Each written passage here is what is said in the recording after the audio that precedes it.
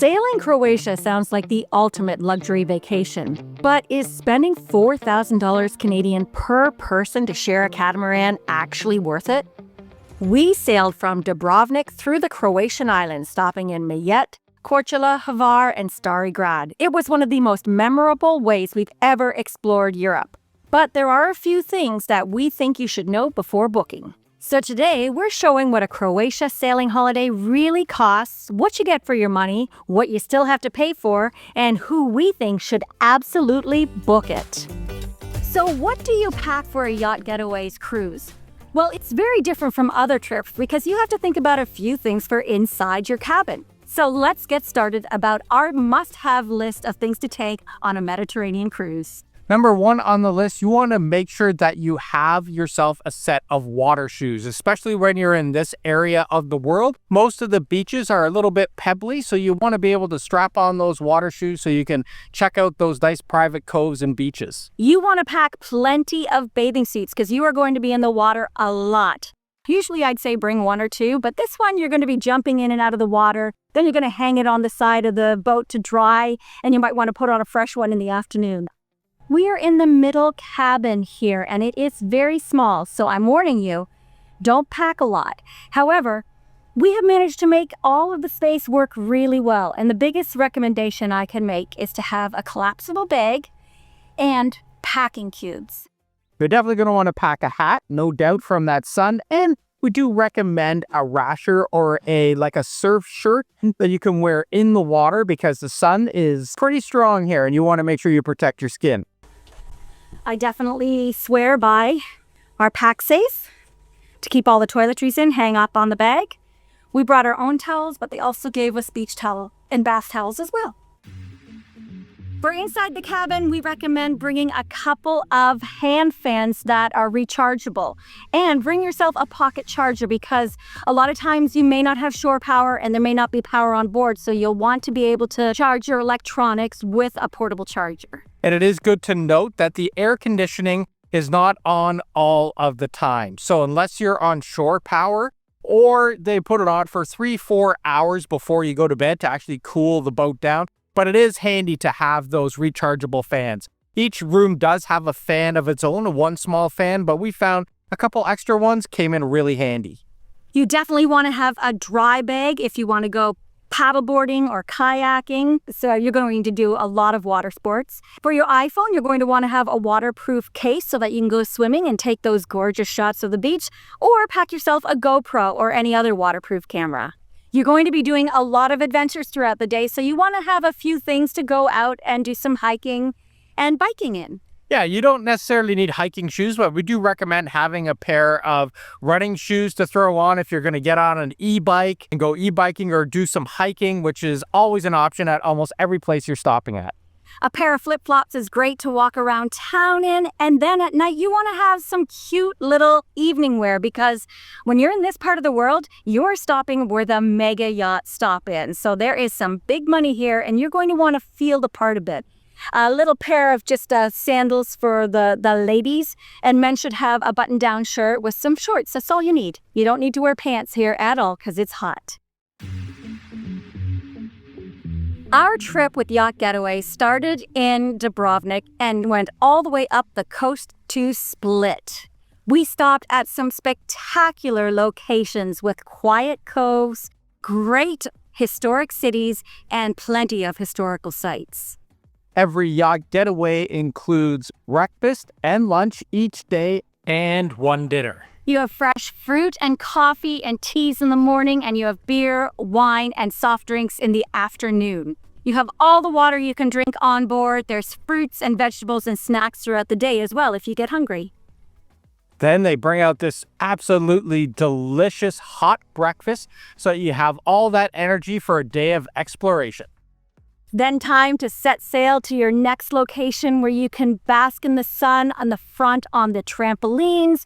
You can go up and even learn how to cruise and sail, or you can just sit in the back and sunbathe until your heart's content. As you set sail for the first 2 hours of the day, you usually end up at a gorgeous swim spot where you have this private bay to yourself, and it does feel like a really luxurious vacation. What I love is that you don't join the other boats or the day tours. Whenever they stop, they make sure that they stop in places where nobody else is, and you have private swims in the crystal clear waters.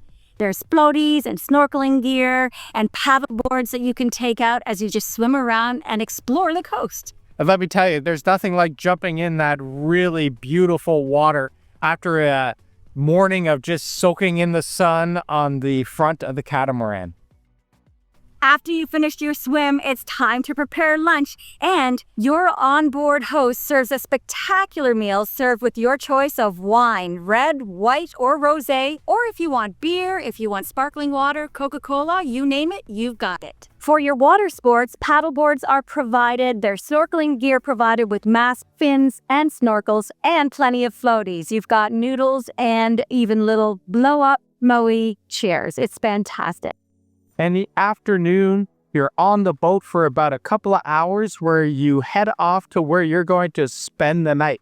And this is always in an interesting, fun town. We've stayed in places like Korčula, which was amazing. Yeah, Korčula was one of our favorite stops because sailing toward its fortified old town feels like approaching a miniature Dubrovnik. Its medieval walls, stone towers, and orange rooftops sit on a narrow peninsula surrounded by the Adriatic Sea. Korčula was also closely associated with Marco Polo. The island claims that the famous explorer was born there.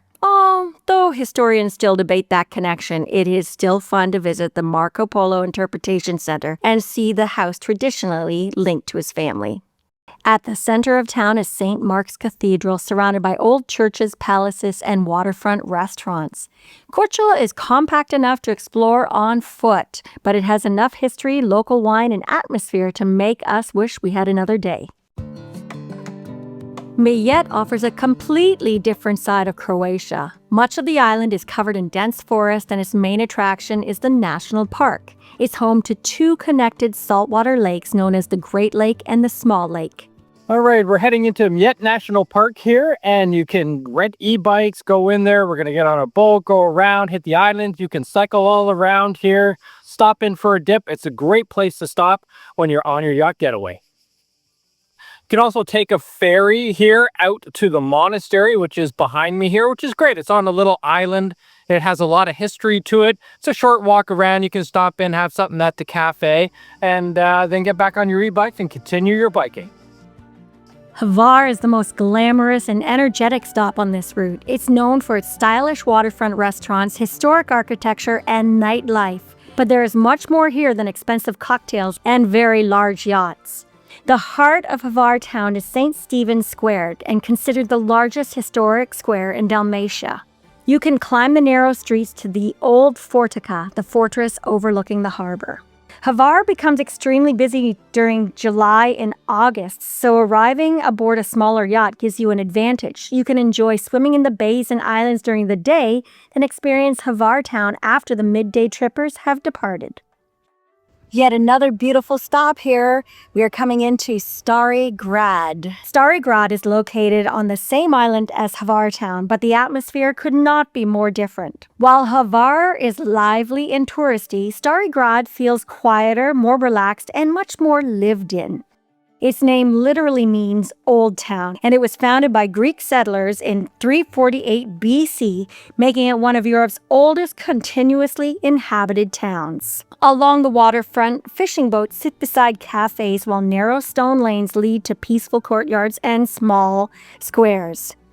This is also a great place to take a wine tour, which was offered through Yacht Getaways. One thing you want to have with your group is make sure that your phone has cell phone coverage. We use an eSIM called Airlo. There's all kinds of eSIMs that you can get, and we make sure that we have data on that for Europe. WhatsApp app and Uber are two very important apps to have. You're going to be talking to your group via WhatsApp, where you're going to be meeting up or talking about what bars you're going to see, or even just to catch a water taxi back somewhere. So it's really important that you have WhatsApp installed on your phone. And what's great is that you stay right downtown. They stay in the marinas and you can walk into town. And if you aren't staying right downtown, they have a shuttle that takes you into town. So you are always right in the heart of all of the action. There's nothing more fun than just stepping off the boat and getting into your nightlife and dinners. and they give you plenty of time to explore each day. We never felt like we were rushed to explore a town or anything like that. Then you can come on, have a cocktail on board before you head out for your evening meal. And when the yacht trip ends, don't make the mistake of thinking Trogir is just the place where they drop you off near Split. We stayed here ourselves and absolutely loved it. The entire historic center is a UNESCO World Heritage Site with tiny stone streets, waterfront restaurants, and a wonderful Croatian old town. It's not far from Split at all, so you can easily combine the two. The crew on board a Yacht Getaways are very professional and so much fun. They really are. You have a host who looks after all of your meals. They fill you in on what to do at each port and let you know how the day's activities are going to go. And you have, obviously, your skipper who's going to be driving that boat for you, who not only can teach you a little bit about sailing, but tell you all about the area and the waters and boat etiquette. I found it really interesting to have both of these people on board. It really added to the experience. So is a Croatia sailing holiday worth it? For us, absolutely, especially when you compare the price with what it would cost to recreate a similar trip independently. A 7-day overland trip through this route with comfortable hotels in popular coastal destinations can easily cost between 150 to 300 euro per night for a couple, and considerably more during July and August when we went. Add ferries and transfers between islands, 2 meals per day, entrance fees, excursions, and boat trips, a comparable independent trip could cost roughly 1,500 to 2,500 euro per person. If you choose waterfront hotels and private or small group excursions, it would climb even higher. With Yacht Getaways, you're getting 6 nights on a catamaran, a skipper and a host, breakfast and lunch each day, 1 onboard dinner, water equipment, and daily access to bays and swimming spots that are difficult or sometimes impossible to reach by land. And instead of checking into hotels, dragging luggage onto ferries, or organizing transfers yourself, your accommodation travels with you. Now, one thing we really want you to know before you book, not all cabins are created equal. We stayed in the smallest middle cabin, basically the least expensive option. And honestly, we were completely fine with it because we spent very little time in our room. All rooms have a private bathroom, shower, and bed, and it was just all we needed. Because most of the day you're just swimming, sailing, eating upstairs, and exploring the islands. For us, paying extra isn't necessary. But if you like a little more space and want a more luxury experience, this is where we would spend extra money. Make sure to book early, talk to Yacht Getaways before you choose your cabin, and ask specifically for the larger cabin or suites on your particular yacht. The current price starts at roughly 2,500 euro per person, with the mandatory local payment included. For us, it was the perfect balance between a private yacht charter and a traditional cruise. Yacht Getaways is one of our favorite ways to explore Europe. It's a good way to get into small little towns, see places that you wouldn't otherwise see from a different vantage point, and the experience itself is really, really rewarding. It's a great way to feel like you're a part of the rich and famous without breaking the bank. I have to say, a lot of this trip, I felt like we were Richard Burton and Elizabeth Taylor sailing through the Mediterranean Sea in the 1960s, and I loved it. So if you want more information about Yacht Getaways, make sure to check out our other videos on our experience in Greece. And don't forget, if you enjoyed this video, make sure to like, subscribe, and hit that bell for notifications because we put up new travel videos every week and you don't want to miss one. See you next week. Ciao for now.